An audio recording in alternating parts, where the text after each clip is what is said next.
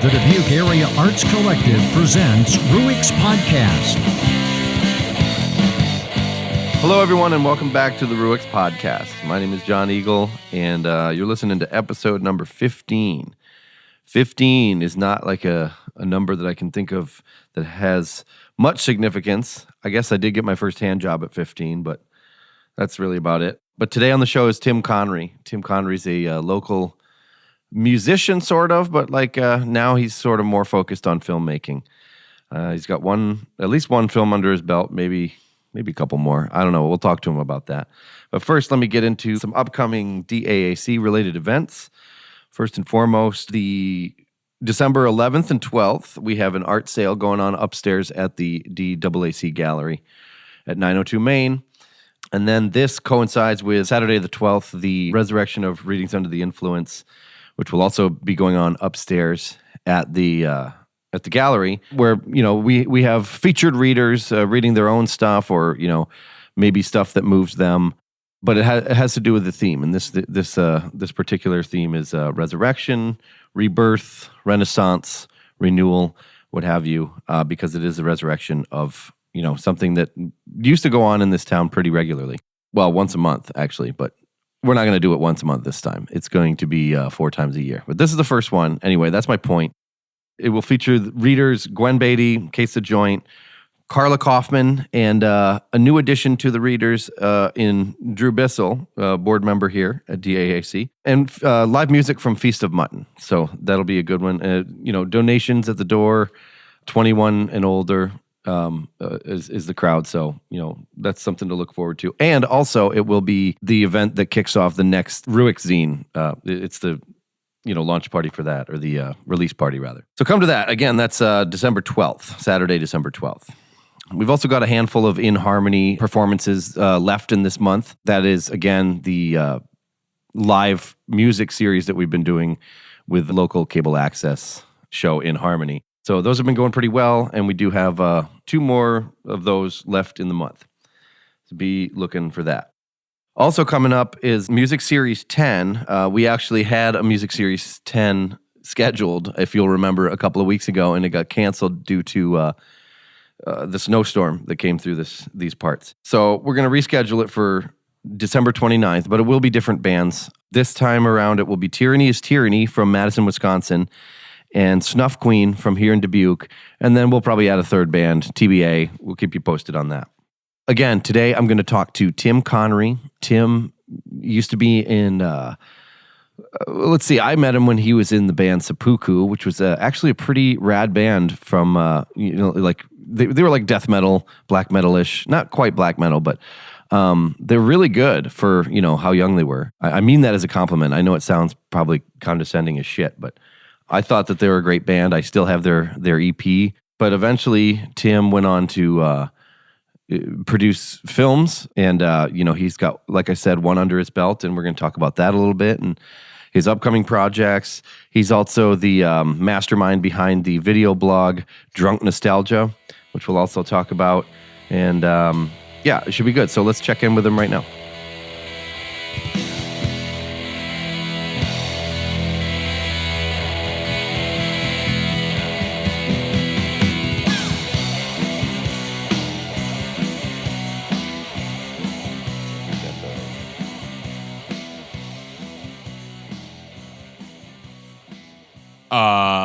I don't know which one. I've seen both of them.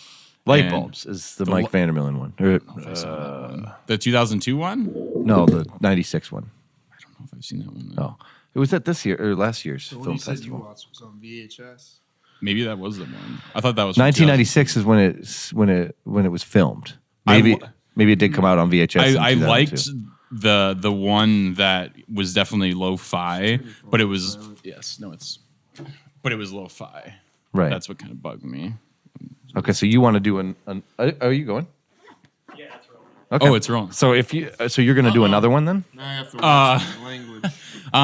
No, you don't. We're You can just say fuck. We fuck. filmed for an afternoon with them, and I'd like to. It was obviously kind of similar because when you got in that space with him, it was, he goes by his script to a certain extent. He's done it so many times Yeah, for that sure. he shows like his collection to people. I would assume that we got in there and he kind of did his thing for a couple hours, and then had some really nice like candid moments like towards the end of it when he kind of ran out of things to talk about. But I want to like kind of get him out of there, get him away from light bulbs, and I'm also Focus on fascinated with like the angle of him being kind of like a Dubuque icon of sorts. You know what I mean? Well, that's part of who he is. Yes. So I like in his personality. You know what I mean? I want to kind of dive into something a little deeper than just light bulbs. Get him talking about baseball and Give him his Get him own off view. script. Just get him off script. Okay. Yeah.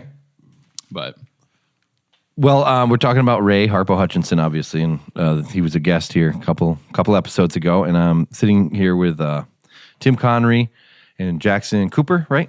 Jackson Cooper Gango.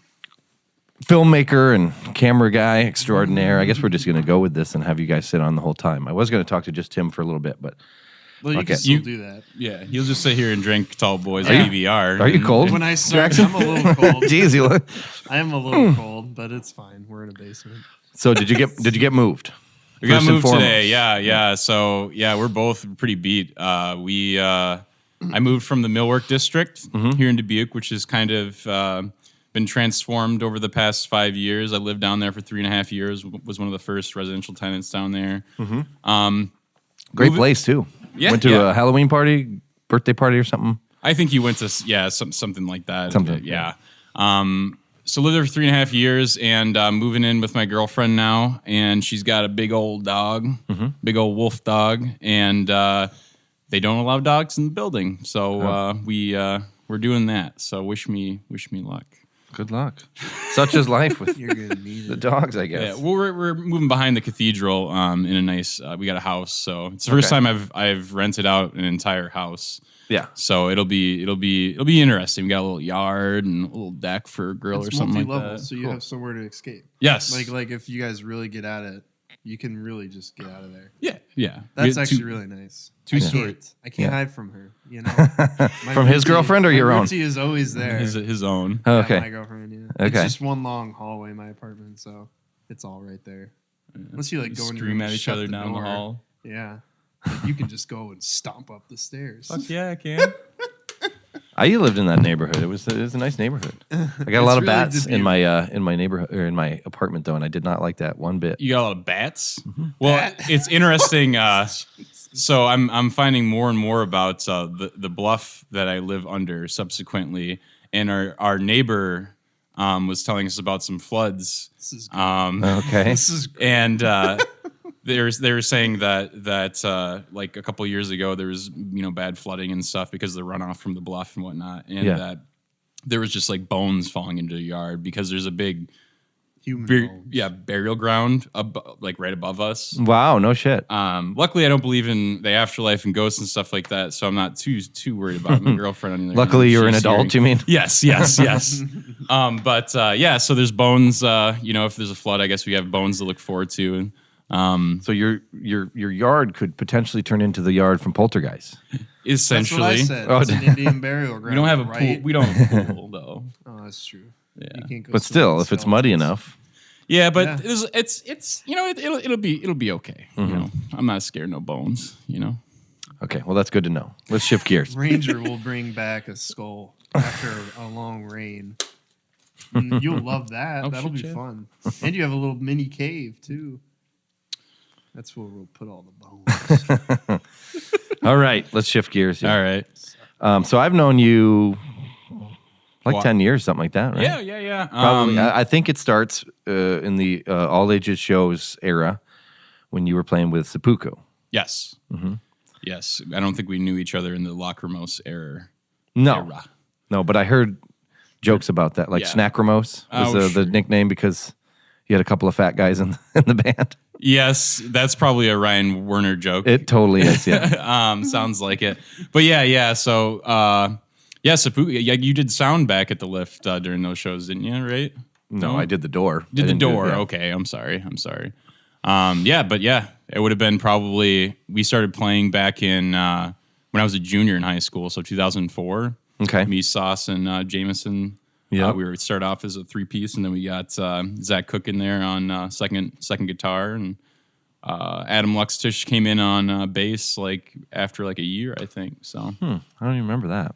yeah, dude, Adam. The only legit recording we did up at I don't even know what the hell they called that studio in Iowa City, but with Bronson. Yeah. Where we actually recorded like on reels and stuff. Okay. I didn't realize that. Yeah, That's yeah. cool. It was. I knew you recorded it with Bronson. He's good shit. Yeah, it's a really fun recording. I like listening to every now and then. But yeah, no. I still have it. You do? Yeah, the CD, the EP. The Book of the Five Rings. Fuck yeah.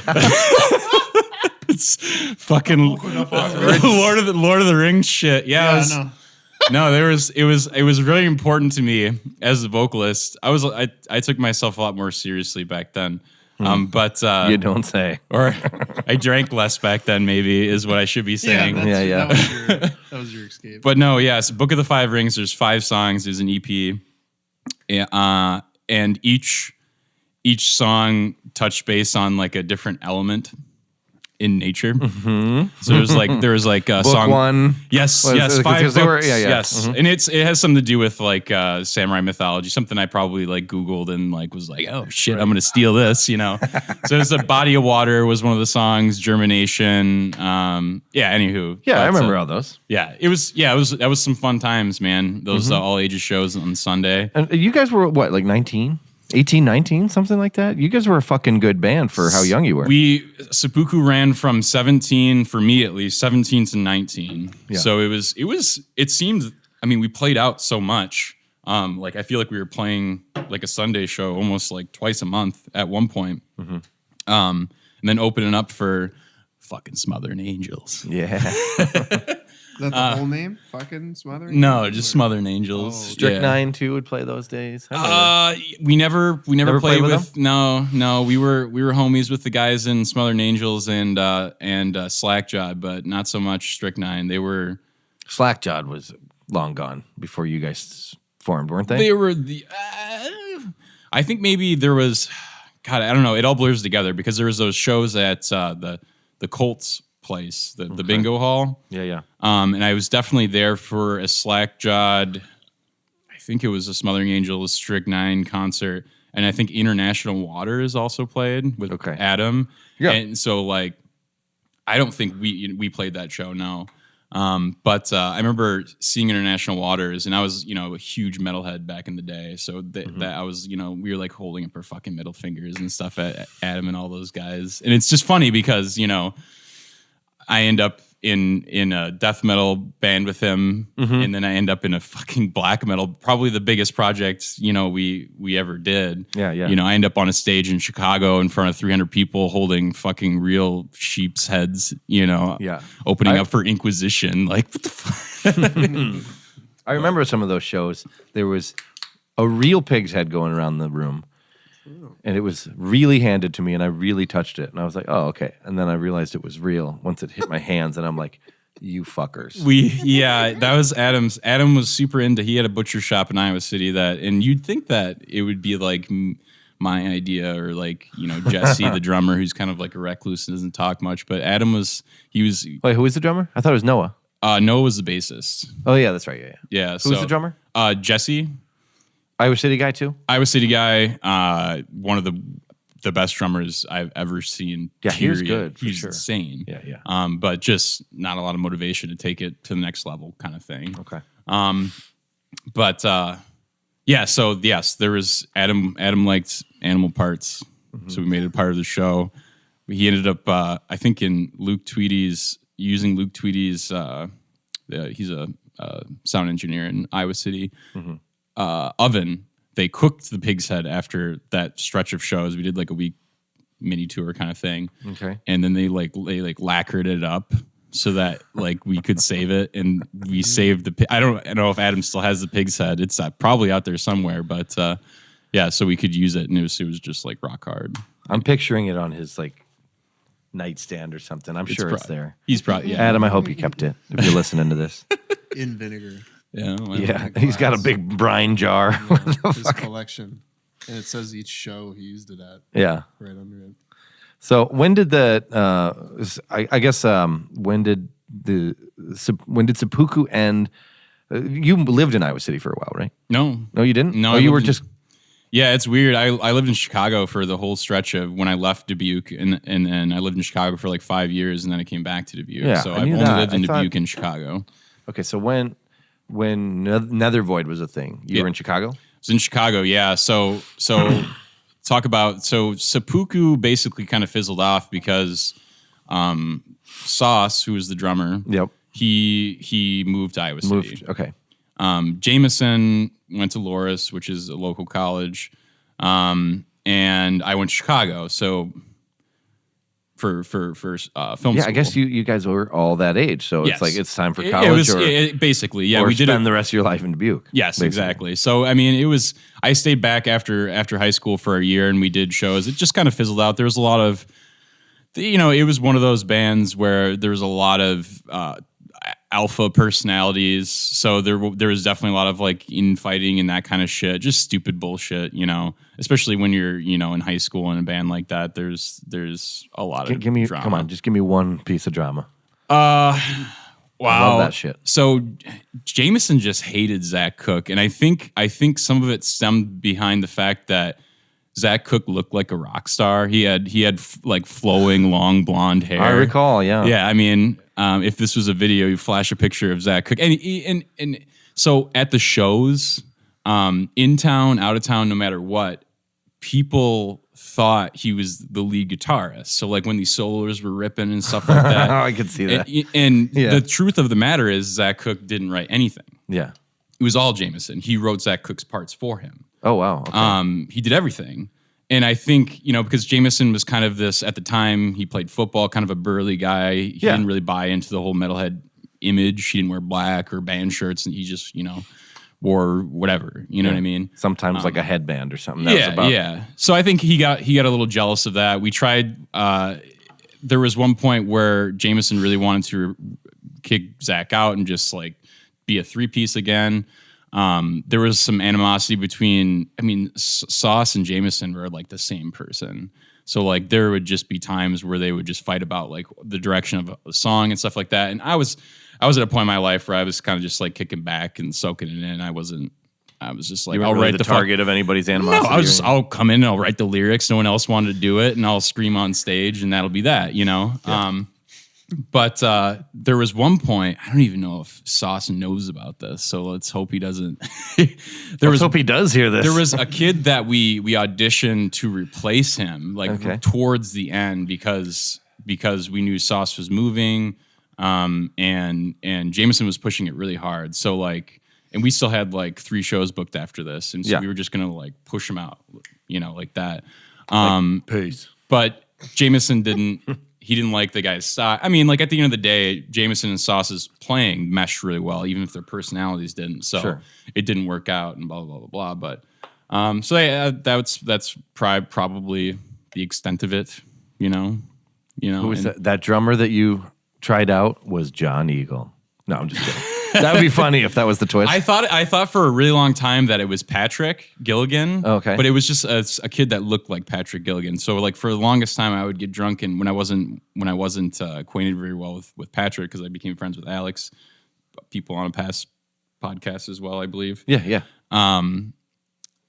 I would just be like, Patrick, remember that time you came and tried out to replace? And he's like, that wasn't me, and he knew who it was, but I don't know. So it was stupid high school, just drama there. And that was the time also that like a lot of us discovered booze. And so we'd have parties and it's just stupid adolescent stuff. Yeah, for sure. You still keep in touch with any of those cats? Jameson lives in Dallas now. He was back for Thanksgiving. I hung out with him for a little bit. Sauce, I think, lives in Portland. Portland. Yeah, I do knew not. that. Can't even tell you the last time I saw him was when he was living in Iowa City. And about Zach Zach? Cook, I think, is in Iowa City. Okay. But yeah, no, not really. Adam Luxtish, who was the bassist, kind of like. Yeah, he comes back here pretty regularly. Yeah. I haven't seen him in a while, but and obviously I think he was here a couple weeks in ago. Nethervoid with him. That's a kind of a funny story, though, how he became the bassist in the band. Okay. So move on to that then. So we played a battle of the bands at it was a gym of an elementary school.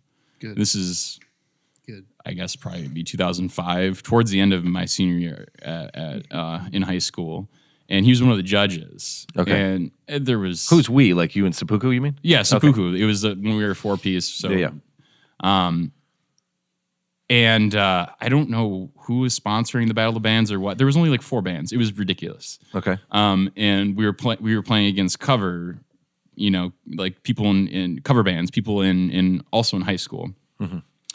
And I mean, they were just kind of singing their song. They were good. They were competent. They're competent cover songs and stuff. But then we came on stage and just danced around and threw our hair around and just put on a performance, not just played music. And I think that really intrigued Adam to a certain extent. I don't know if he was in. I think Tanks was just starting maybe, or 2005. Is that what yeah, you said? yeah, that sounds about right. International Waters was done. Yeah, and he did the solo project for a while. I forget what that Dimes was. for Serpico. Dimes for Serpico. Yep, I remember that. So he saw the performance, was one of the judges, and was probably the reason we won the Battle of the Bands. I don't even know what we won for it. Mm-hmm. We probably like a certificate or something.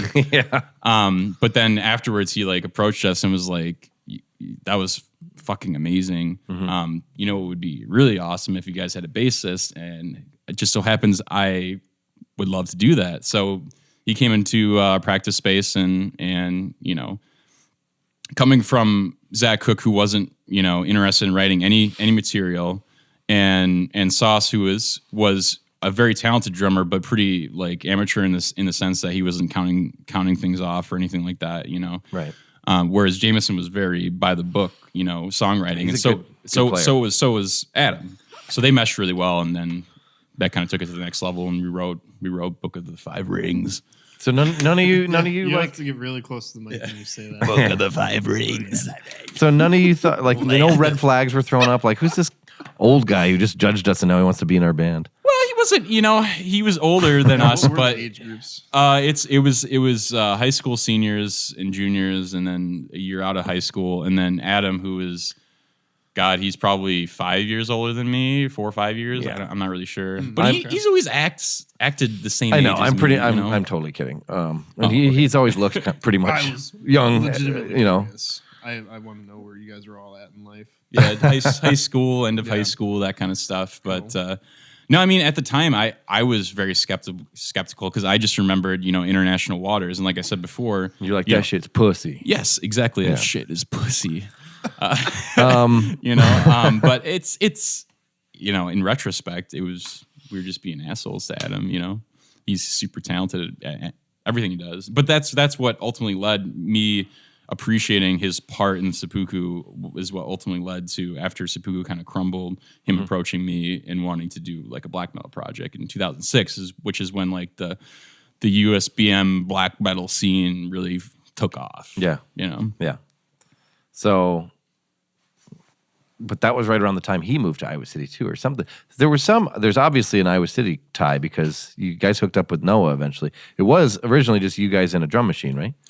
Yeah. You and Adam in a drum machine? God, there's some funny shit that happened at the start. So it was kind of so Adam approached me because he was getting into like Leviathan and Zasser, like those black metal projects. And Leviathan. I'm not even into that stuff. But Leviathan sometimes sneaks into a cinematic realm of some of their music. Yeah. So I always latch onto that stuff. Do you play music too? No, not at all. No? No.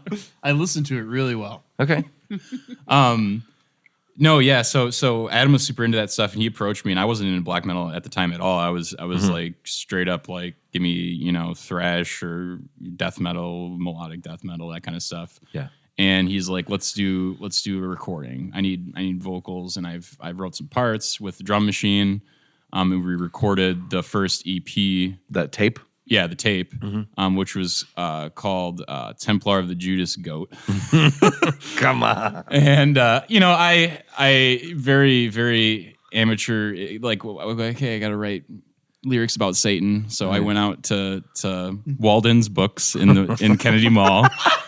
And I bought the Satanic Bible. Yeah. Okay. And I up. scrolled through the book. Like I would write little stories, and then I'd be like, I need to find synonyms for river that sounds evil, or synonyms for whatever. And so I wrote like little paragraphs, and Adam came into. There's a very vivid memory. Adam came into my because I was still living with my folks at the time. This was in 2006, so I was going to NICC Community College. Yeah. Building up credits before I transferred to Columbia in Chicago. Exactly what I'm doing right now. Fuck yeah, dude. In my late 30s, but whatever. That's fine. Yeah. Well, I always NICC wish I kills it, had man. done that, but like, I lived in Oregon. I saved myself a year of There's no colleges in year of Oregon. tuition, man. Yeah, they don't no education. No, they have a really good education. Yeah. But they had only one community college near a mountain that would accept some credits.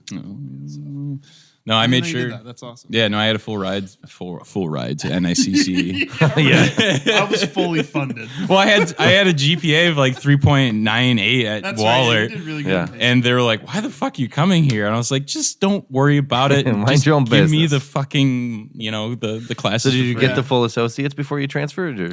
No, I just did a year. I had everything. I had it all connected with Columbia. Made sure that all my credits would transfer. And I hit all the things, the gen eds that I would need at Columbia at NICC. I did the summer right after high school, a full year, and then the summer in between when I moved. Yeah.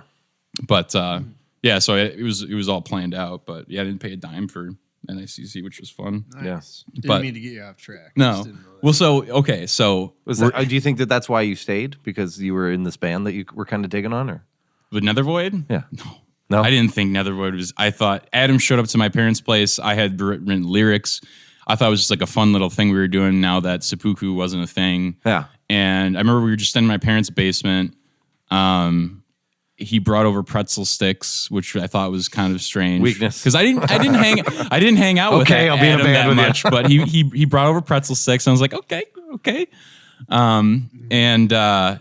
We recorded it on cassette too. The pretzel sticks? No. Yeah, just all the vocals on Templar of the Judas Goat are just you me chewing? eating pretzel sticks in super slow mo. Yeah.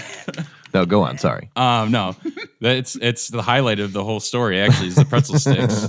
But no, so and we just recorded in my parents' basement, and my parents are used to my shenanigans. Tim's downstairs yelling and whatever. And we did the cassette, and then we played a show like I want to say like a month later. And at the time I had already cut my hair. In high school, during seppuku I had very long hair, and so did Adam. Adam had long hair for a while and cut it. So we were like, okay, we're gonna play a show at the Busted Lift, but a black metal show, and we're gonna have short hair, right?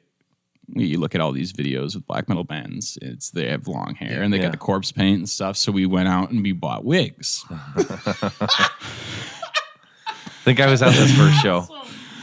So Where is that wig? oh, Where is the wig that's- now? That's a good question. I actually know where the fuck it's at. I moved it today. No shit. Yeah, Oh. Trent wore it for the Good Friday teaser trailer. That fucking wig. It's the same wig. There's Yeah. history there. Yep. Wow. Okay. Anywho, Sorry. so we played a Dubuque show. People had a blast. They knew me and Adam for the most part, and everyone took it pretty tongue in cheek, and so were we. We weren't taking it very seriously. And then we played a show. We got a show booked in Iowa City. Yeah. Gabe's. At Gabe's, and people didn't know really what to make of it there. Yeah. And there was a group of 3 kids who were like legit like into black metal and stuff like that, who during our whole set just fucking held up the middle finger. Oh, I think I remember hearing about And this. in that group of kids is Jesse. Okay. Your Your drummer. ends up being our drummer later. Because I mean, I can't blame That's them. really funny. Because I kind of got deep into the. I met a lot of people who were deep into the black metal scene at one point. Yeah. And they understand take themselves pretty Go ahead. seriously. You know what I mean? That's exactly why I don't understand about it. Like getting deep into black metal. It's so fucking foolish. Like I like it, don't get me wrong, but you know what I mean? Like And that was always the hard thing with Such a Jesse. weird It's- culture, It's like like- fucking, Like like foolish to take it like seriously, or foolish to like? What do you mean? yeah, you're Yeah. grown men standing in the woods going like this Yeah, yeah. with corpse paint on. It's ridiculous. it is pretty ridiculous. And I would I would think that the doesn't mean I don't like it, but well, yeah, exactly. It's exactly right. But back in that time, there wasn't kind of this de-evolution of black metal that's been happening with like Death Heaven and like those kind of bands. That's true. Yeah, where it's been kind of crossing over and fucking pitchforks shoegaze, writing, black metal, or whatever the fuck. writing. Yeah. So it was a different time.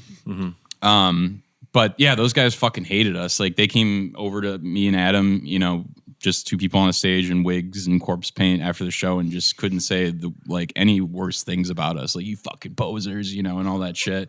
And we were like, guys, we're just having fun, like we're fucking relax, Yeah. But somehow I don't really know the story behind Adam and Jesse finally like making amends and stuff like that, because they had their own black metal thing called Venom Ascension, I think is what it was called. Okay. And they kept doing that, but then Jesse and Adam started playing together. Okay. And then eventually we became a full band and then recorded Sirens of the Blistering Light. Mm-hmm. All the vocals on that album were all recorded in an apartment in Chicago. Okay. So Adam just would come up to Chicago. I only he already had the tracks and you sang over them? Yes. Gotcha. And I never rehearsed with the guys unless it was had a show like 3 hours later. I would drive in Iowa City. We would do like a stretch of like four days, like Rockford, Chicago, Milwaukee, and then bounce back to Iowa City or some variation on that. Just like a Midwest kind of cool. But I never rehearsed with the guys. They would all, and Noah really, like Adam wrote all Noah's stuff. Noah didn't even play on any of the albums. Oh, really? He just played live. So yeah, so it was an interesting setup. But it was fun to still have music in my life during my college years and shit. And yeah, for sure. My film school friends, like, they'd be like, "Wait, what? You're in a black metal band? What does that mean? Should I be saying black metal? Like, what is that?" A lot of guys. What, like Living Color? Yeah, exactly. Yeah. They're like, "What does that mean?" Like only black people? Who plays this metal? Yeah, so it was fun though to have people out and seeing that and stuff. And yeah. I think the last show we played with Nethervoid was would have been in Iowa City at Gabe's, I think, in like 2000. That was a part of the same. We did like a mini tour. Okay, I was gonna say because Next Door you played in like 2011. Yep. Is that okay? Would have been 2000. I want to say it was November of 2012 was our last show. Okay, so then it wouldn't have been over here. It would have been at the other Off Minor. Yes. Okay. But I definitely remember seeing you in this basement over here. What's the basement over here? The first Off Minor? Oh, yes. Yeah, That was the one with the pig. Yeah, that was 2011. Yeah, no. Yeah, the Iowa City show was definitely our last show, though. And I don't know if we're disbanded or... So you never officially broke up? No. I mean, Jesse still hits me and Adam up, and he's like, "Dude, I got a lot of fucking ideas. We should do like a real spacey black metal project." And I'm just like... I'm down, but Adam's up in Chicago now, which is kind of ironic. Right. And it would make it really tough, having Noah and those Jesse. two are still both in Iowa City. Jesse too. Jesse is definitely in Iowa City. Okay. I know Noah's there because he's got this. You've heard In the Mouth of Radness yet? No. Oh, his new band's awesome. It's good. Noah's a good guy, man. Yeah, he's awesome. He was always like because like Jesse was the serious black metal dude. Adam was Adam. Yeah. I was kind of Joe. Like, I don't know, Joe fuck off, kind of like didn't take it seriously at all kind of thing, like I would be like, let's play, like on going to the show, let's play Drake and get pumped up, and Jesse just get pissed off because he hates rap.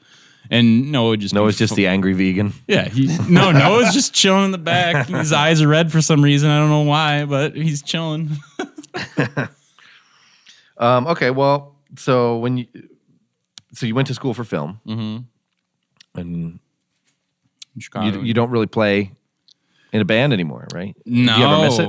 Oh, yeah, I do. I tried to get a project going with Alex and Patrick, like probably a year and a half ago. Oh, did you really? We did like 2 practices or something like that in Alex's basement, and was it noise or was it like a more? It was like a grindcore kind of thing. Really short, fast songs.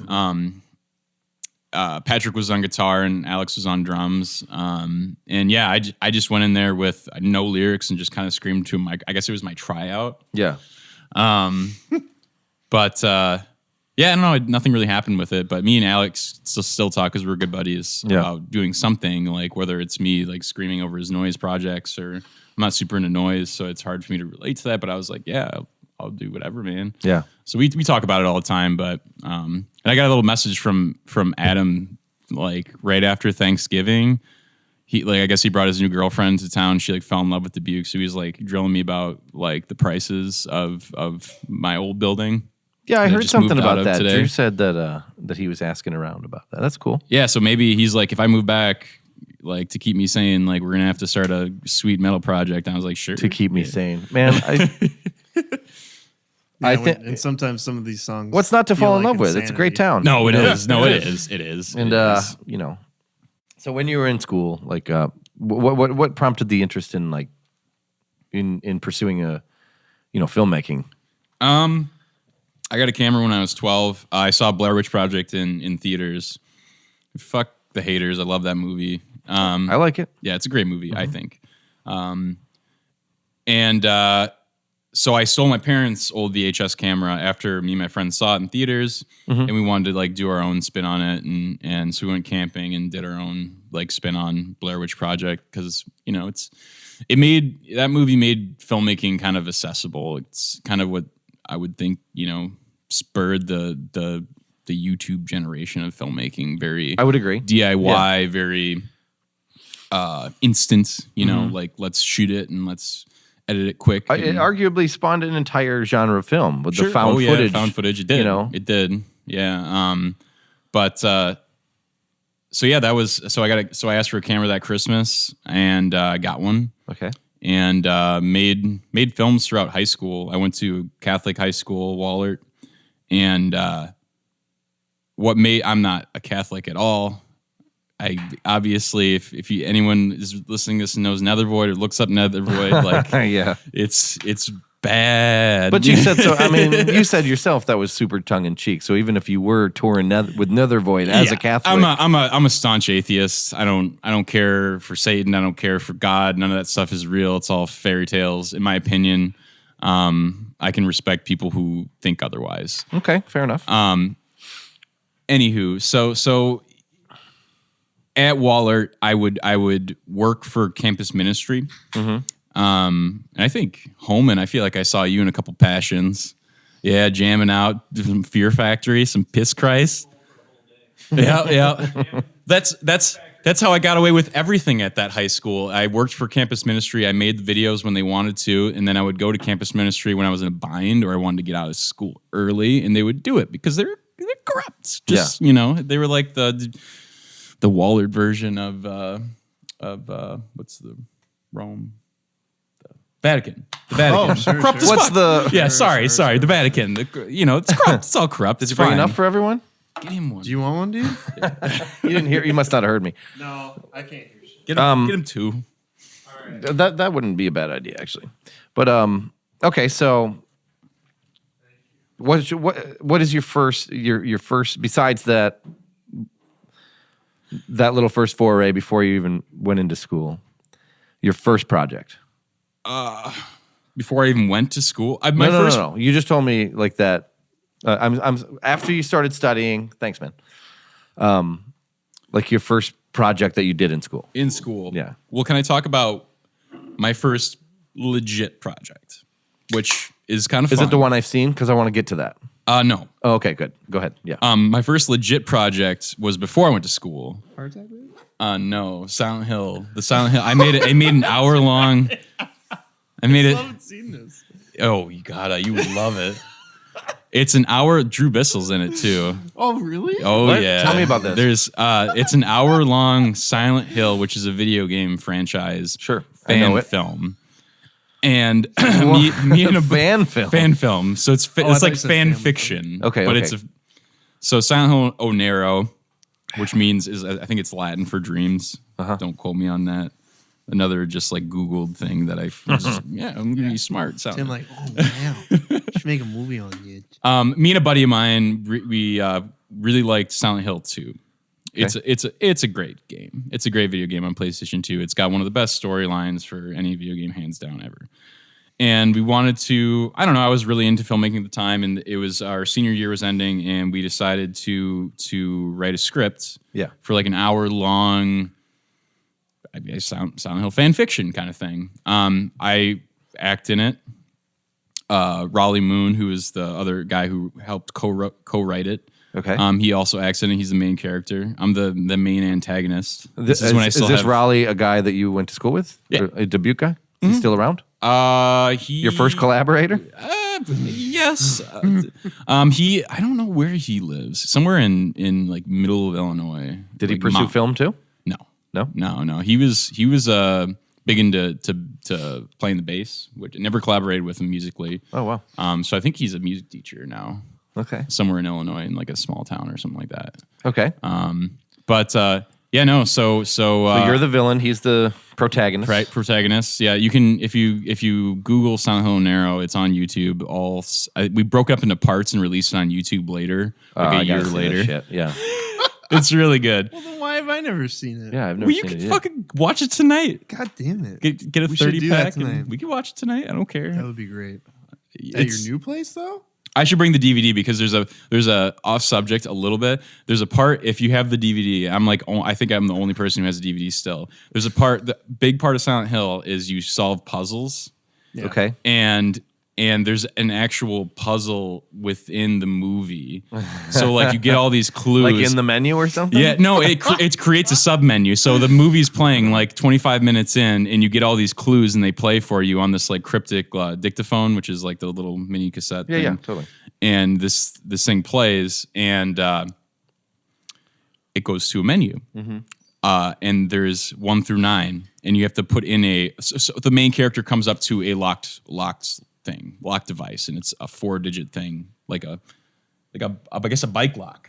Okay. Basically. Yeah. Padlock, so you have to solve the bike lock in order to get into this basement that he's supposed to get into, according to a map that he found on the road. So on the DVD, what does it unlock? Amazing. Like a deleted scene or something? No. It you can't continue in the movie until you solve the code. That is great. So it just it's actually pretty clever. It is. So you have to have the correct code, and you have to type it in. Otherwise, it just keeps going back to the first. So if you didn't know anything about like DVD like menus and stuff, it's basically just like 4 identical DVD menus that have like 1 through 9. Okay. It was like a big workaround that I was trying to do to make it creative. Cool. And so you have to. I think it's. I'm not gonna actually. I'm gonna see if you can get it if we watch it later. Oh, sure. You can get it. I'm not gonna give away the code. Not with. Yeah, don't give it 30 away. beers in me. Will I ever care? I'll just force you to play the whole thing. Yeah. Anywho, so you gotta finish that. But I think I'm the only one with the DVD, so it's That's awesome. That's really clever. That is actually, super cool. I almost wish that the newer one that came out had done something like that for the DVD release or something. Yeah. So when you say that's your first legit thing, what do you mean? Like you actually got funding for it, or fuck no? Complete. Like, you got it done. Like it was. We created an idea. Yeah. Saw it through. And yeah, fucking saw it through. Like it was a 2-week endeavor. Like it was the whole movie shot at night, so we did like nights. Wow. Okay. We all had jobs in the day. I worked at Family Beer at the time.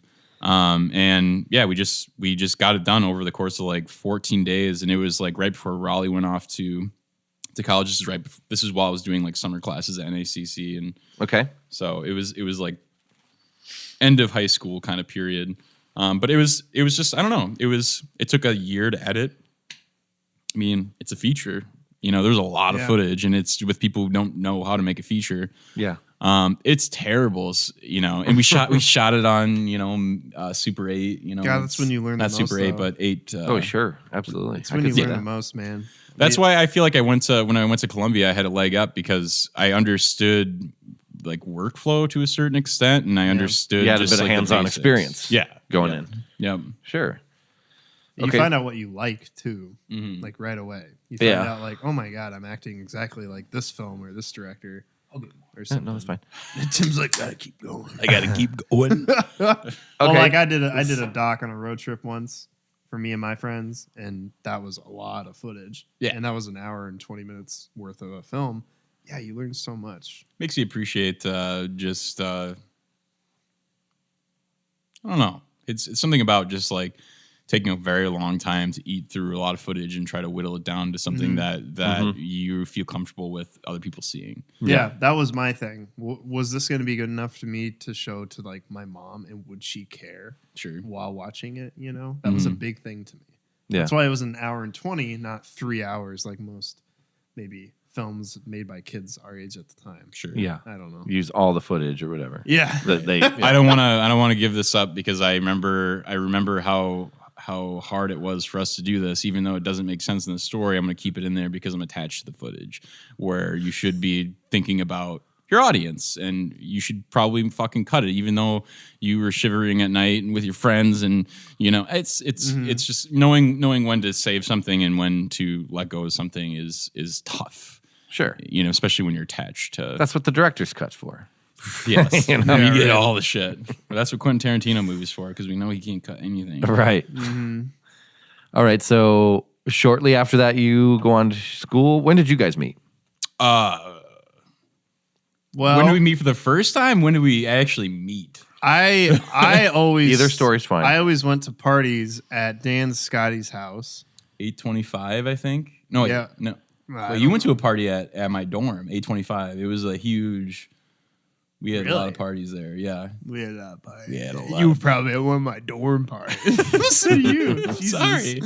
Well, This is at Columbia? Yeah. Yeah. The way I Obviously. remember it was I always was aware of you at Dan Scotty's place, and you held yourself very highly from afar.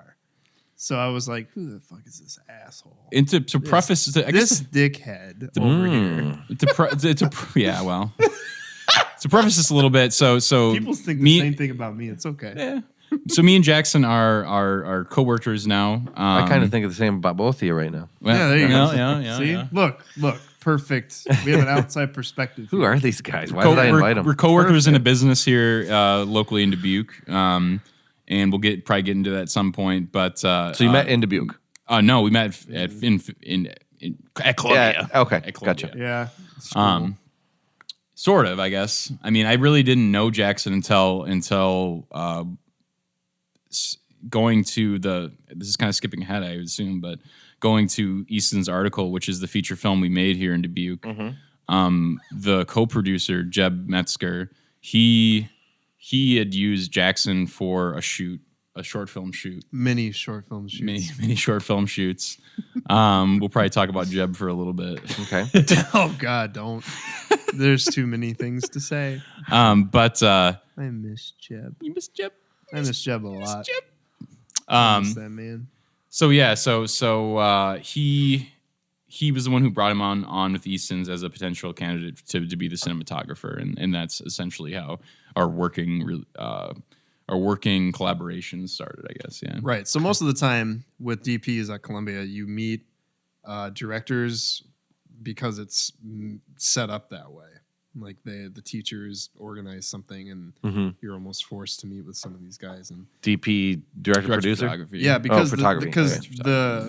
When you go to school and at a school in like downtown Chicago, everyone's spread out, so you can't. It's really hard to just accidentally run into someone you think you're going to be perfect for and work together really well with. Sure.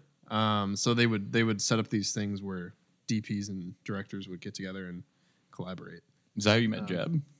I think so. Yeah, it was because directing 3. I don't remember the directing classes, but required you go out, find a DP. Here are some DPs, and they had like a list of things. And Sure. Yeah. Jeb and I got along well. Senses of humor align. Yes. Yeah, that's a lot of. Well, who's this Jeb? He's Jeb? just a guy from school. He's not from Dubuque? Oh no, it's just a collaborator. He was the co-producer on Easton's article, which is again the film we made here in Dubuque. So he lived for the same thing. Same thing as me, yeah, directing. Right. So we were both studying directing, and we met in directing 1, which is like the basic level directing class, and hated each other. Yeah. But then became friends somehow. I think it's because I wanted to bone a gal friend of his. This redhead, she was fucking smoking. Jesus Christ. Oh. So we like went on some like like weird bar runs together, Sure. and we became friends after that. But yeah, Jeb moved to Dubuque, and he worked going back to the lift. He worked the door at the lift like the whole time he was in town. Maybe I have met him then. Probably. We'll see. Okay. You've been a prick in a cowboy hat during Halloween. Or Jeb. yeah, but no, he was here from August 2010 to January 2011, which is the time frame it took for us to like pre-production the movie and then shoot the movie, and then which is okay. So let's talk about the movie for a minute. That came out initially as Black Web, right? No, Dark Web, something web. No, it's Black, Black Web is the correct title. It's the final title. It went through 3 different titles through the course of its life. That's what I was getting to. Yeah. Okay, so what was the first title? It's confusing. Easton's article. Okay. Yeah. So, and that's when I saw it. It was at the film festival 2 years ago, 2013. Does that if sound you right? you saw a very Router. special screen. Router. You saw exactly. Router. Yeah. That was the second. It was title. Router by then. Right. This is not just me like getting finicky with the titling. It had to do with the distributor, Rogarts Films. Okay. That they were trying to sell it overseas, which they did, and then also get a VOD distributor here in the States, which Gravitas Ventures picked it up. So when you're working with distributors, you kind of take the art out of it for a second, and they're like, for instance, in Germany, we need a more succinct title, something simple like one word. So I was like, okay, like let me come up with something, and I came up with Router. So then they went over and they sold some rights in Russia, and they sold some rights in China. They came back when they were pitching it to VOD in the States, and they're like, what we need is a title that is at the high end of the alphabet list, because when you're going on-demand shit, it's the first thing that pops up are the numerals and A, B, C. So that's the world these days. So I came up with Dark Web, which is a real thing, which is talking about the part of the web that's that's veiled in secrecy. Yeah, veiled in secrecy, dark. Yeah. And then he wasn't the CEO, but he was some higher up at Gravitas, the VOD company. He's like, how about Black Web, because it's higher up on the alphabet? And then everyone's like, yeah. I was like, sure. I don't give a shit at this point. This is after our film festival How about run. Anal Web? Yeah, it's like it's higher up in the alphabet. Yeah, right. Fuck it. Ass web, guys. This is it. I don't care at this point. Just call it A. Yeah. But it was, it's jumping ahead a little bit, but it's distribution is a whole nother thing. And it's when we made the film, we weren't worrying about that at all. We had a script that we wanted to make, and we wanted to make it here in Dubuque for a lot of reasons that were near and dear to my heart. Yeah. And then also, financial things, it's easy to shoot here in Dubuque, versus like, getting permits and stuff like that in Chicago or a bigger city. Right. So, So, okay. Give me a timeline from when you graduate. When did you graduate? Columbia. 2009. 2009. Yeah. And the film was done. Because I remember people could go see it at Mindframe. We had our first screening at Mindframe. 2010? No, 2011. It would have been October 2011. Okay. We I remember shot that. in 2010. I didn't get to see it then, but... Yeah. Okay. What is it called now? It's called Black Web now because of Gravitas Ventures. Yeah. Okay. Because of Gravitas Ventures. And is it available? Yeah, it's available on iTunes. Like you can buy it now and on DVD, Blu-ray? iTunes, PlayStation Network, Xbox Live. You can't buy it on DVD or Blu-ray. Well, no, there's you a can't. There's a special It's all edition, VOD. Black Okay. Web 1.2 on Amazon. 2.0. Oh, 2.0? Well, no, I'm saying like, remember what they did with Spider-Man? Spider-Man 2.5, remember that? Oh God. That really just confused the hell out of me. I thought, how can they get away with this? Yeah. This is just diminishing the whole sequel thing to something so minimal. God damn it. We were at that point in the filmmaking era where it doesn't make sense unless you get like a Redbox release to do a DVD release. We had DVD menus created in like a temp DVD available for film festival screeners and stuff like that. So if someone did pick it up and wanted to do like a limited red box or physical release, we could do that. But didn't make sense to do that because there was no money to be had there. Okay. You know, Yeah. We had an HD cam tape too. I'm not gonna drive around the country selling Easton's article, Black Web router DVDs out in my fucking What's trunk. the title that you like? Easton's article? I like Easton's article. I mean, that's what you referred to it as earlier in the podcast before we even I about always talk about it true. as. Is that what you like too? I like Router the best. You like actually. Router? Okay. Really? Wow. I really like Router. It is simplistic, and I think it does complement the story. Sure. What do you guys think of working with each other? Like, you get along pretty well? What do we think? I mean, well, hold on. You get along pretty well. Question. Okay, so be honest. What do you guys think about each other? Well, yeah, I kind of want a fist fight to break up. You seem like you have a good rapport here, and out when I see you in bars and stuff. Maybe the inclusion of alcohol has something to do with that, but when you're actually your working relationship, how is it? Is it solid? Yeah, I mean, it's like the best relationships that a lot of DPs find with their favorite directors. It's immediate. It's in sync. It's you already have the same opinions, but you have different skills. Okay. Yeah, no, I'd agree. I mean, we work together on a daily basis more so now than obviously we did back with Easton's and stuff like that. But so you did the whole movie with Tim? he was Right. he was the cinematographer for Easton's article. Okay. Right. Yeah, so it was lit and shot. There was all right, so I'll say so we shot Black Web. That's right. For those of you who Black want Web. to We have to stream say it at Black home, Web. where can you stream it, by the way? iTunes, PSN, Xbox Live. If I have a Vudu. Roku, where can I find it? You can't just. I wish we were on Netflix. We haven't gotten on Netflix yet because Netflix It wouldn't have been up. Netflix that long shits on fucking indie films. The deal that they give you is just bullshit. So we're not there. I mean, you could probably torrent it. I've seen it on torrent. Torrent it. I don't give a shit. It's out there. I'll send you $10. Yeah. If you have a Roku, you can find it on Amazon. Yes. Oh, Amazon. Okay, Yeah, that's cool. Amazon, Yeah, I yes. have Amazon. All right, Yeah, cool. that's where I found it once. I remember. Okay. But I will say so when we were shooting it, back on the whole point about how we feel about working together. I had mixed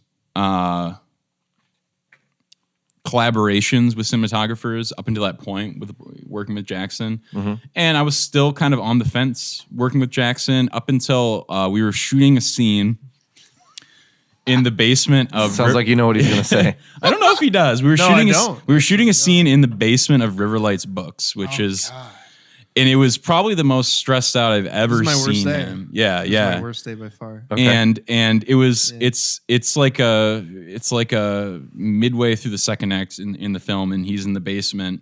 Easton, the main character, and he's trying to explain what is going on to another character who is essentially acting as the audience. It's the secondary character that What's that called? What's that character called? The perspective character, or the? There's a name for that. yeah. It's like the gal in Inception. What's her name? The younger gal. I don't know. The only purpose there's sometimes in movies the only purpose a character serves is to be the exposition character where they ask the protagonist or people in the film questions about what's going on so that information can get essentially delivered to them. Anywho, so he's explaining how data time travel works because that's an element in the film. It's like a time travel element, and he just didn't have enough time to get what he wanted.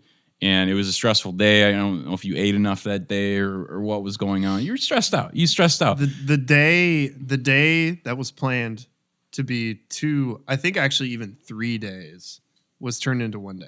Okay. And I had over 25 shots planned for that whole scene because I wanted it to be exciting and intriguing. To me, it felt like the climax of the film, even though it technically wasn't. Yeah. It felt like The climax the of the whole, second act. Yeah, it felt like this is the top of the roller coaster. Like this is where you start to drop in and it starts to get really interesting and exciting. So it was really important to me to actually deliver an exciting scene visually. So I had it planned out visually, very exciting, but in more. You than weren't getting what you 25 shots. Yeah, I mean, sometimes when you're making films, you gotta Compromise. Yeah, you gotta compromise. You gotta slim shit down. Shit's not working out. We're not getting, we can't go in location A for this amount of time. We need to get everything done in a day. Mm-hmm. Okay. So that's kind of what happened. And it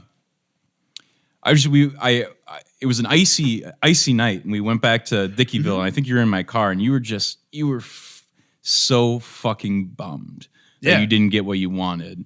I was so sad. And he was like sadness that he couldn't create what was in his head today. Right. Mm-hmm. And we just had a long conversation about that. And I'd never seen and it wasn't he didn't capture the story the way he wanted to. So it was still about the story. And I'd never seen a cinematographer like prior to that. All cinematographers I'd worked with were worried about an exciting lighting setup or an exciting shot that they could put on their reel. Jackson gave a shit about the story. He felt that he didn't do the story justice, and because of that, he was hard on himself. And I was like, wow, that's how a cinematographer should be. He should be serving the fucking story. That's how all of us as filmmakers should be. We're here to create a story, tell a story. Mm-hmm. Fucking go out there and do it. If you don't do it right, then it's okay to be a little hard on yourself. So that was a big moment for me. And a part of when you realized you wanted to work together, like long term. Yeah. Okay. Yeah. I would say when it clicked was back when he was interviewing for DPs, and at least from what it seemed to me, I was one of the only ones that actually took apart the script. Sure. Yeah. And you wrote the script too, right? Yes. Yeah. Okay. Mm-hmm. Like read it a couple times and took it apart and asked a lot of questions about the story and how you see it. Mm-hmm. It seemed like you and Jeb at that point kind of already knew that was something special. That's when it seemed to me it clicked. Yeah, it's important. It's important. It's whether you're making Definitely. a feature film or a commercial or anything. It's like what about the story is important. You know, like what do we need to capture about this story? I don't know. Yeah. You guys both happy with it? With the film? Yeah. I watch it and I get depressed. It's a fucking depressing movie. Well, that's true. Yeah, fucking it's bummer. a bummer movie. But that different aside, time in my like life, well, but then are you satisfied with like it? my I guess? girlfriend, my most recent girlfriend, saw it really recently, like maybe 3 weeks ago, for her first time ever. She came back and she was like so passionate about that we did that. And that meant a lot to me, because to me, I'm just bummed about it now. But sure, someone actually, but you were there behind the scenes all the time. You know? My girlfriend, to the average person, it's an intense movie for sure. Yeah, I mean, it's a successful. It's successful for what it was, and I told the story that I wanted to tell at that time. I'm in a completely different place in my life now, so it's like I feel a certain way about the story I told, that I have like a different perspective on it, I guess. But also, I don't know. I mean, it's crazy that it all worked out. It shouldn't have. You know, we did like Kickstarter, which is crowdfunding. For we were one of the first. Yeah, now it's out of goddamn control. With the now it's crazy. And Kickstarter and GoFundMe and tired of it. But back then it was a new thing, and we did it, and it was down to the wire. Yeah, we raised $15,000, $1,000, which came from a random fucking person in LA, who I'm still Facebook friends with. And that's right. You didn't even know him at the time. Gary Greco. What the fuck? Like, it just came out of nowhere. He was just like surfing Kickstarter and just kicked in. It was weird. It was weird. And so many things fell in. Kicked in a lot. $1,000. I mean, well, that's good. That's a lot. For someone I don't fucking know. For sure, yeah. Have you met him since? No. Still don't know who Gary Greco is? Never met Gary Greco. It sounds like a fake name. We should find him next time we visit. Yeah, I don't know. Or at least I should. Greco, you need to step up. Yeah. Gary, I'm assuming he listens to this Facebook podcast. friends with him. He hates Apple products. That's that's like the best thing I know about him. You did find him on Facebook. Oh, well, yeah, we're friends. Oh, cool. Okay. Yeah. Where does he live? He likes my shit. What? Where's he from? He's from LA. Oh, Yeah. okay. I don't know if he's just got a lot of money to blow or what. Anyway. So how'd you hook up with Kristen and the guy? Chad. Chad. Oh, how'd you find them? Christina and Or Chad. Christine, yeah, that's what I meant. So, it was just we had a casting director, Laura, who's a friend of mine. She brought a lot of options to the table. She held like open casting calls in Chicago. Yeah. While we were back here, like location scouting and putting the pieces together. It's like executing a production of a feature film, especially on a very tight budget, is very much like one of those fucking 3D puzzles. It's insanely impossible, you know? Yeah. But somehow we got the 3D puzzle of the White House built. You know what I mean? It's just it's very difficult. But we had a lot of friends who were willing to to step up, be a part of it, who believed in the story, believed in wanting to make it happen.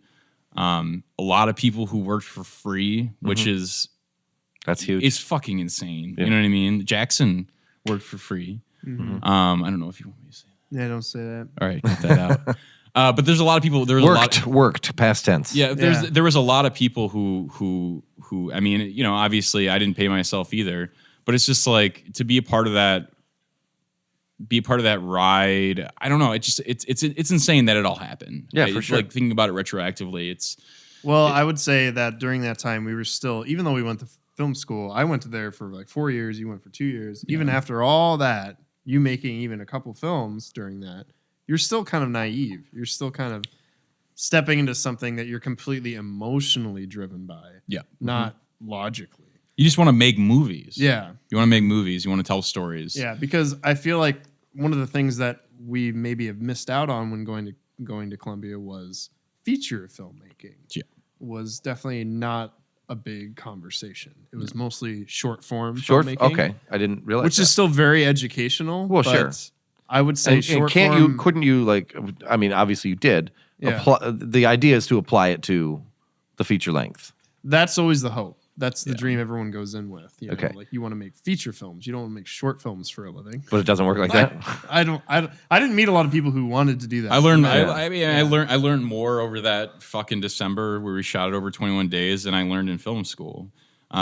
Things went wrong, and I mean, most of the filmmaking process when you're on a budget like that is just fucking problem solving. Right. For instance, one of the final days we were supposed to shoot at Paul's Tap here in Dubuque.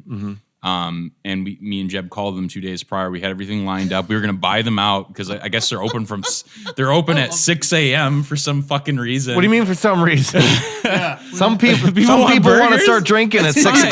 That's fine. You can drink at 6 a.m. But This is the Midwest after all. But I'm not going to call out the person we talked to, but the person we talked to, we called him 2 days prior to the shoot just to make sure everything was, and he was like, this is our busy time. I don't think that's going to work out. At 6 a.m.? No, just in general, we can't film there, basically. Oh, okay. He's like, I'm not, I was interested in it a couple months ago, and I don't think this is going to work out. And we were like, what do you mean? He's like, you just can't. I was going to say, and to preface, this was something agreed upon months ago. Okay, gotcha. Yeah. That's why it was like, wait, what? I was going to buy out the bar for a certain amount of time so we could shoot a scene. There was money involved. There was Okay. payment. Yeah. But So we ended up Joe Sherman. Joe Sherman.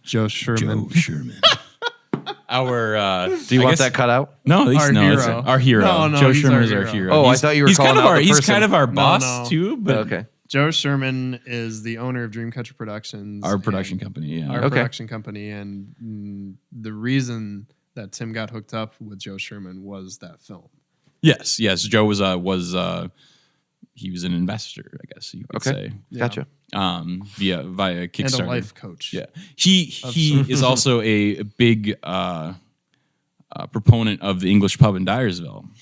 So we ended up shooting at the English pub in Dyersville instead of Paul's Baking. Okay. Tab. So So it worked out. yes, I guess, yeah.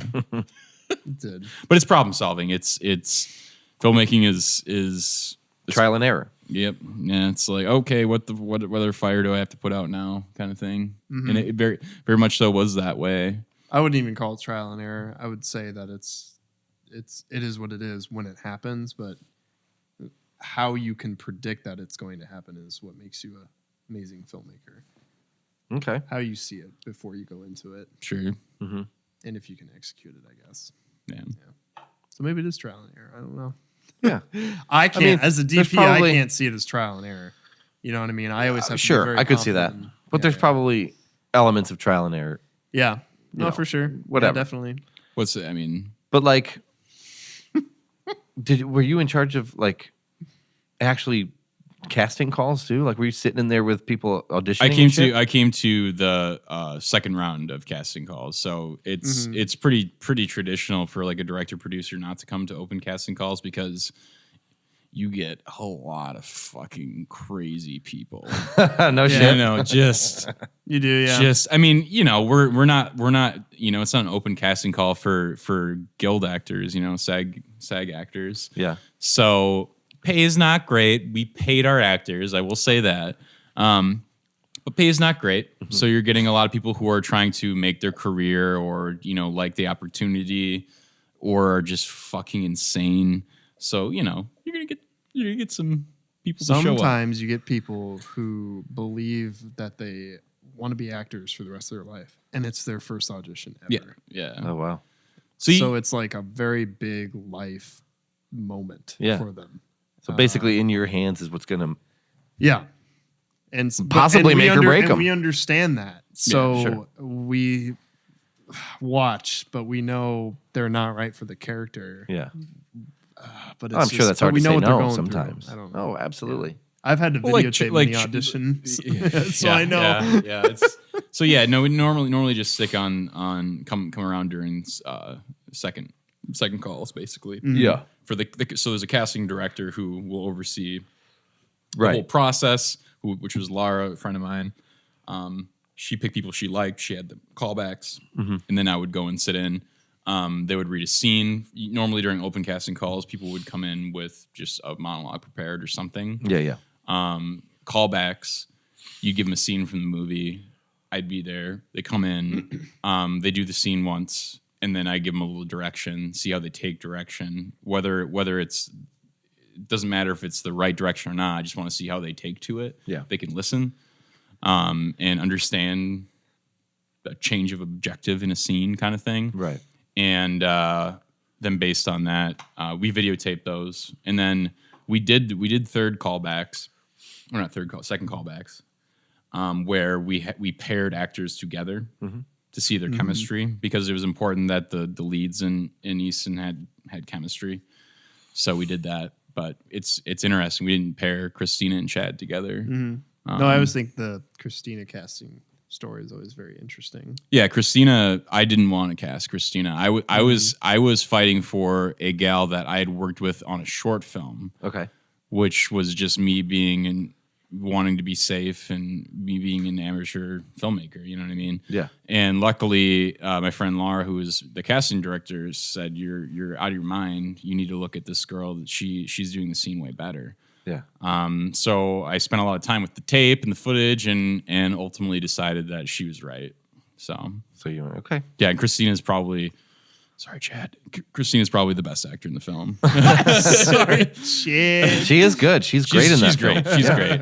She's great on a lot of levels. She's great in the film. She was great on set. Mm-hmm. A great morale booster. She really fun to drink with too. By the way, Christina. Like I met her. That's right. Yes, yes. She did. She's fun. We all did go to the bar sometimes. Yeah, great with the crew. Absolutely, great with the crew. And that's like one of those things we were talking about before that you kind of miss. When you're seeing a film is all this attachment and morale and people's feelings and all that stuff that's going on when you're on set. For sure. And she was amazing with the crew, which some actors, they're on set and they leave. Yeah. But she was getting invested in everyone that was there, which is a nice thing to have. Especially Dan Scotty. Yeah, Dan Scotty. Chad, I thought Chad was good too, though. He was good. No, Chad was. Oh, I love Chad. Chad's a case of like a perfectly casted kind of role. You know what I mean? I wouldn't. It was good for him. Oh, yeah. Wouldn't cast Chad in everything. You know what I mean? But he was perfectly casted for that role, and he killed what he needed to do. For sure. Yeah. Mm-hmm. So what are you working on now? Anything? We have a business, Dreamcatcher Productions. Dreamcatcher Pro. We do commercial and corporate stuff, but on the outs of that, I'm trying to get a horror feature film made. And it's a long process. We shot a something kind of, you wrote? Yes. Okay. I wrote with Kevin Kopis, who's another Dubuque Dubuque. Where is native? Kevin? He's in Boston. He's in Boston. Yeah. damn it, Yeah. I was actually going to go see him in a week, but I want to hang out with I'm Kevin. not going to be able to make that trip now. But It only happened that one time at the film festival. Yeah. The collaborator, like a really important role in the making of that story, and I spent just a small moment with him. Yeah. Oh yeah. Gosh darn it. Kevin killed it. So it started off kind of bringing it back around. Mm-hmm. It started off as a joke between us and Nethervoid about. I was like, you know There's what? a connection. Yeah, I want to do a story about a priest who kills metalheads, who's just violent and just like his whole vendetta is I want to kill metalheads. Mm-hmm. Because there's a lot of anti-Christian undertones and metal and all that bullshit. burning churches. Yeah. Sure. There's a lot of church-going folk that would probably want to do that as well. Yeah. Yes. So you wanna make that character into one Fuck those person. A vigilante Yeah. film for Catholics. Yeah, sort of. Yeah. So it started off as a joke between me and Adam, and I grew up loving like the Friday the 13th movies and slasher films and all that shit. Sure. Black Web isn't. It's like a low key like sci-fi drama kind of thing. It's very much a character piece, and I think it was very much bred of our time in film school to a certain extent. You know what I mean? It's like me wanting to direct scenes with actors in like a very low profile kind of setting. No, there's a great connection right there between maybe some black metal fans and film school people. Sometimes when you're going to film school, you just take it too seriously. Yes. You're in your own mind, in your own world, and you're not taking into account that this is a world art. I could see that. Sure. You know what I mean? And That's black metal fans all over. black metal, it's like from the sounds of things, it sounds like the most fun guys that have the most fun are the ones that don't take it too seriously. Mm-hmm. Sure. And that's who I always connected with at film school. Like the ones who didn't take it too seriously, still lived life and then brought their life into filmmaking. Yeah. Their life was their priority, and then filmmaking was a way to express their life. It was like too for me. It was like going on a film festival tour with Black Web. I had Q&As and people were asking me all these questions, and you see the film. It's like through editing and all that. I saw the film so many times, hundreds of times. Yeah, you kind of fall in love. It's like a band who writes a single and they have to play it for the audience over and over again. So for sure, you kind of fall in love with what you made over the course of that time. And I definitely had a period where I just seen it so much and been asked about it so much. I was just like, if I ever do this again, I need to do something completely different. Yeah. And I was kind of like back to the drawing board and was like, I just want to write like a fun, like nonchalant, like horror kind of comedy kind of thing. And just like, like I want to write a movie that I can watch with my friends and I don't have to take it seriously, and we can drink to it and laugh at it. And it's stupid, you know, and I want to have fun making it too.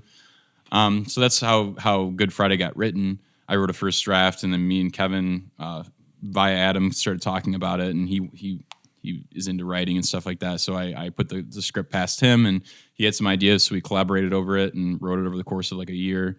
And I think the final draft that we hit on was like the 7th or 8th draft. So that's what we're trying to get made. But it's like one of those things where we can't make it on like a $15,000 Kickstarter budget. Right. We have to actually go out there and try to get pre-sales and try to get a decent, substantial budget to. It's about a mutated killer priest that, the body count's 73. So there's a lot of fucking fake blood we got to buy right there. Yeah, you know what I mean? So it's. And Kevin's the priest? No. See, I think that would be funny. No. I don't know if Kevin would be down with that. I mean, that would. I know it's time for the tanks. I mean, he can fucking do it for That's sure. That's kind of why I thought like he might be totally down with theatrics like that, but it's different ball game getting in front of a camera. It is for sure. But do you have any of it filmed at all, or? Yeah, we have the. I could show you the teaser right now if you want to see. Well, let's wait for until we're off mic. Yeah. That. I'll show you the teaser. We have a teaser, like a proof of concept trailer made. Okay. That we shot at A&O almost exactly a year ago. And how did I not know about that? That's weird. Okay. Like Chris Bissell's dead in it, and there's a lot of people from it's like a huge conglomerate of Dubuque metalheads. I think you asked me to be dead in it at one point. I'm sure I did. Like a long time ago, and then I don't know. we had like 20 people on the floor dead, you know. The idea with the teaser is it's the opening to the film, and it's kind of like a precursor to all the mayhem that ensues, but it's like a flash forward, I guess. Yeah. And it's just like going across a bar and slowly giving you these hints that like a massacre has happened and of metalheads. Okay, you know? yeah. And then it slowly introduces the priest. So I like the concept, and it'll be so fucking fun. There's some really funny scenes that I wish I could talk about, and I really there's one scene in the script that is just on point. The fucking scene. I'm not gonna say it, but the fucking scene. There's so many. The fucking scene. The fucking scene. There's yeah. Okay. It's seriously like I've had my fair share of just horribly funny horror films, and there are scenes in this movie that I have never even seen come close to. Nice. Like it's really, really good. It's fun to read. If it's fun to read, all you have to do is get those shots done. Yeah. And they're solid. So like, who cares? It could be a terrible team of people, as long as you get that scene on paper in real life. It's solid. Yeah. Like you'll have fun. You will have fun. So do we have a tentative date for this? Yeah. Right. God, man, I wish I could tell you.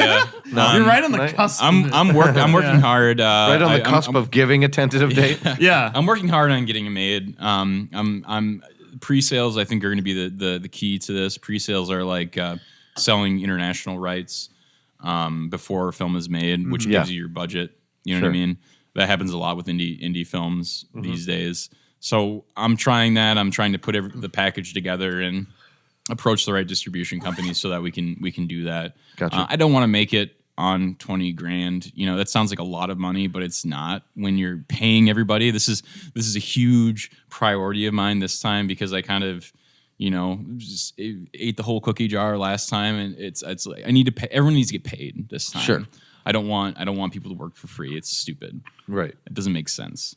Plus, you can't bank on the kind of everything sort of falling into place happening twice. Yeah. It was. Right. It's not going to happen. You want to hire people to do their job. Yes, Yeah, I want for people sure. to do their job because they're the best at doing their job, and I'm paying them. Not just because they like you and they're your best buddy. Yeah. I want to be able to Absolutely. roll up on set and be like, I'm fucking paying you. You better be doing this right. Right. Expectations. Yeah, expectations. You can't have expectations like on Easton's article with a lot of that crew. Sorry, Black Web on that crew. Yeah. Yeah.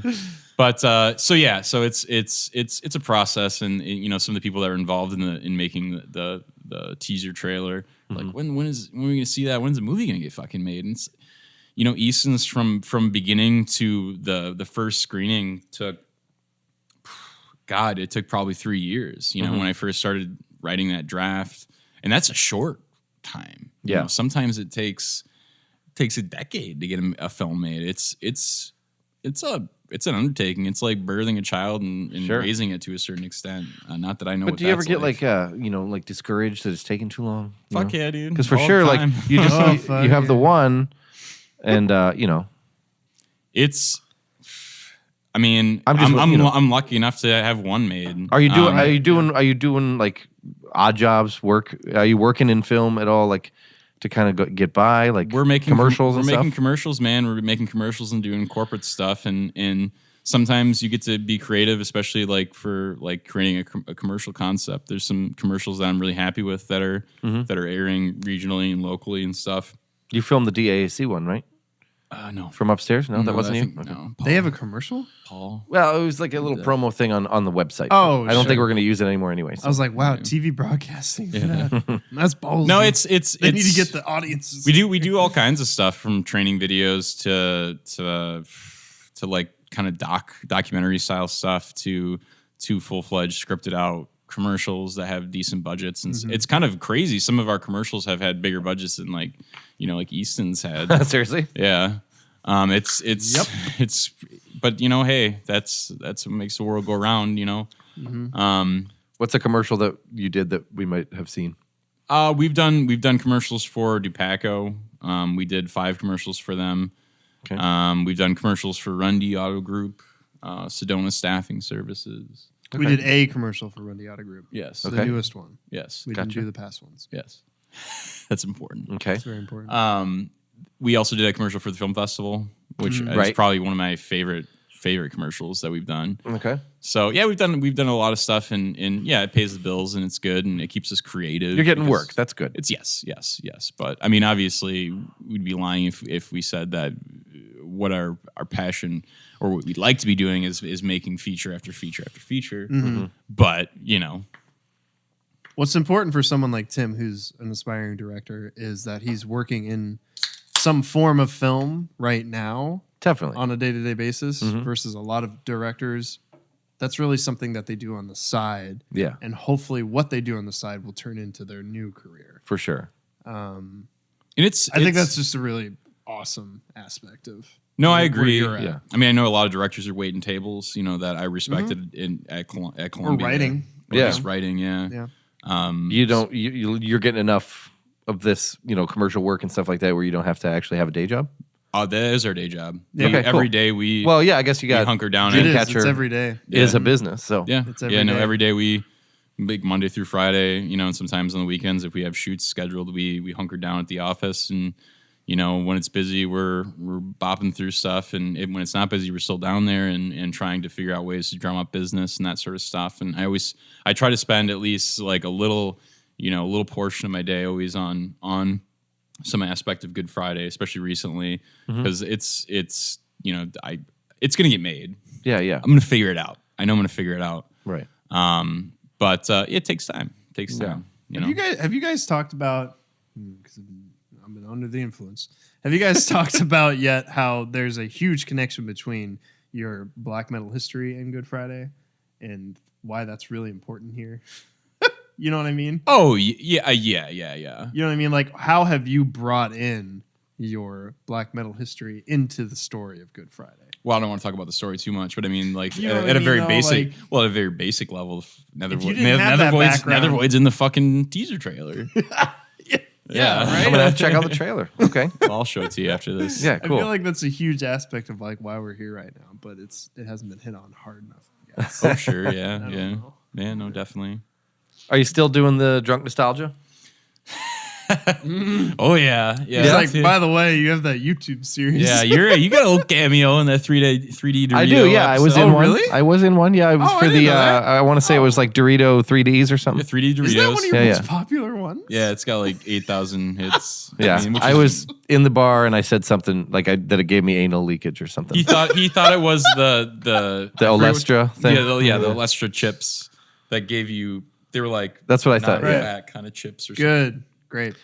But Good. no. Different thing altogether. Yes. I did eat a bunch of the 3D Doritos though. They were good. They're good from Mexico. Yeah. They're really good. Yeah. Well, Yeah.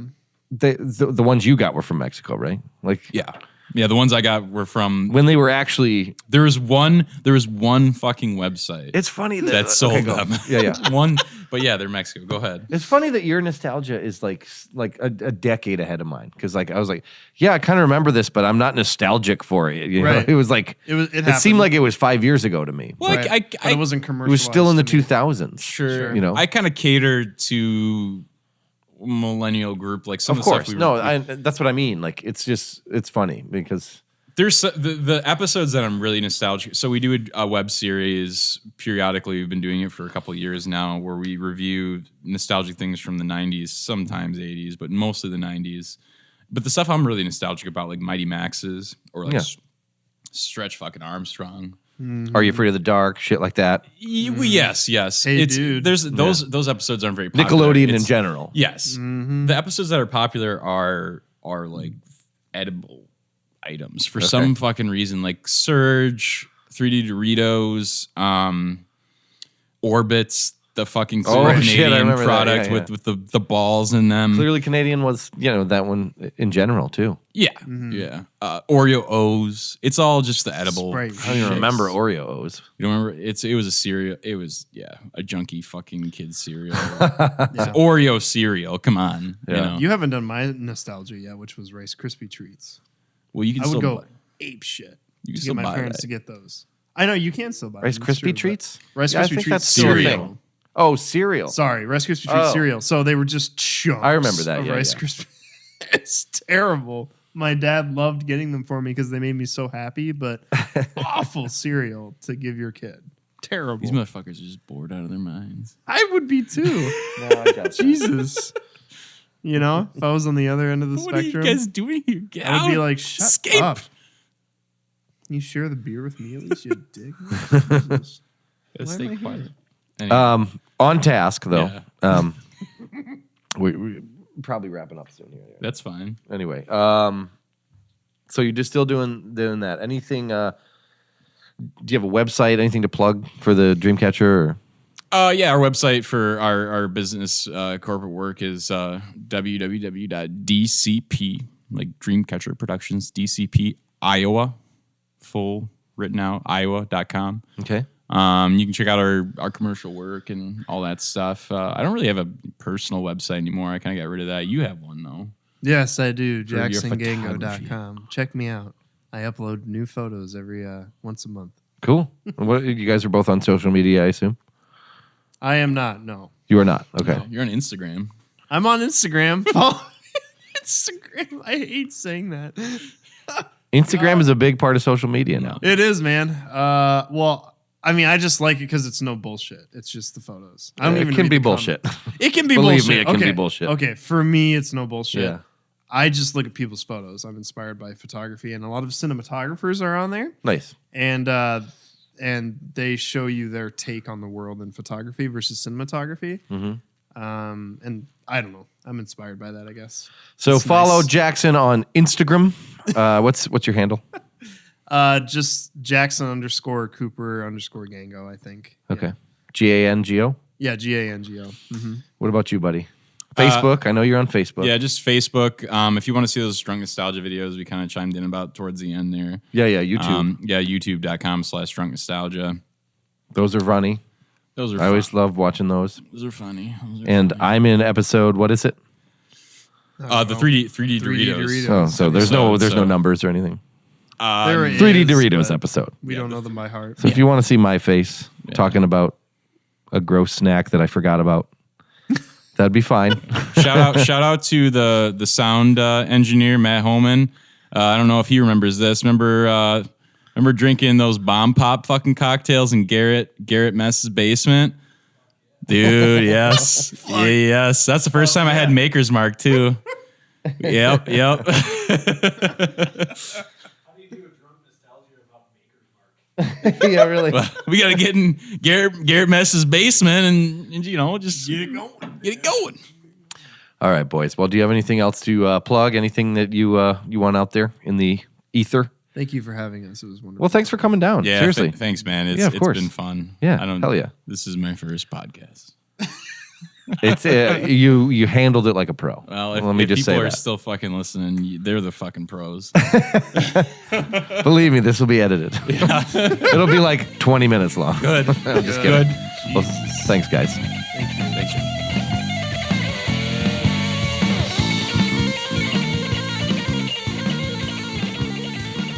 Okay, Tim Connery, Jackson Cooper. I'd like to thank once again those two for coming down. It was good to talk to them, especially Tim not being hammered, because let me tell you, I think he'll be the first to admit that he's a little bit difficult when he's been drinking. But no, that was a good time, and I thank those guys for coming down. So Music Series 10, I said earlier in the show that it was December 29th, when I actually meant January 29th. So, hopefully you didn't get all excited for it this month, because it's definitely not going to happen this month. It's January 29th. And again, that's with Tyranny is Tyranny out of Madison, Wisconsin, Snuff Queen from right here in Dubuque, and then a third band, TBA. Also, and I really thought that this episode would be out in time, but it being out a little bit too late. In the intro, I said, I was plugging the Readings Under the Influence when that is actually over. So thanks for coming out to that, those who did. Just keep your eyes on the ruixzine.tumblr.com page for more updates. That's the blog that I update once a week. And keep your eye on, my Facebook page is always, a good place to find, new episodes. We got more guests coming up. Subscribe to the show. And thanks for tuning in once again.